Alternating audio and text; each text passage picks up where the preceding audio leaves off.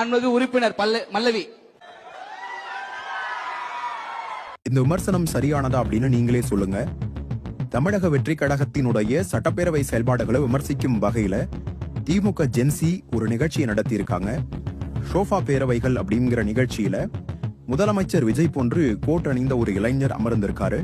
சபாநாயகர் போன்ற ஒரு நபர் அங்க இருக்கக்கூடிய உறுப்பினர்கள்ட்ட கேள்வி கேட்பது மாதிரியும் அதுக்கு உறுப்பினர்கள் செய்யக்கூடிய செயல்பாடுகளை விமர்சிச்சும் அந்த நிகழ்ச்சி ஏற்பாடு செஞ்சிருக்காங்க.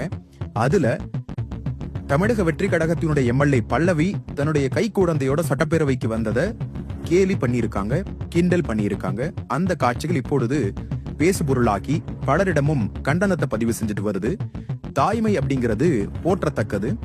பல நாடுகள்ல இருக்கக்கூடிய நாடாளுமன்றங்கள்ல குழந்தைகளை கையில கொண்டு வரக்கூடிய அந்த பெண்களை புகழ்ந்து பேசுறத பாக்குறோம். இந்த ஒரு சூழல்ல தான் பல்லவி ஏற்கனவே குழந்தையோட வராங்க, ஷூட்டிங் பண்றாங்க அப்படின்னு சொல்லிட்டு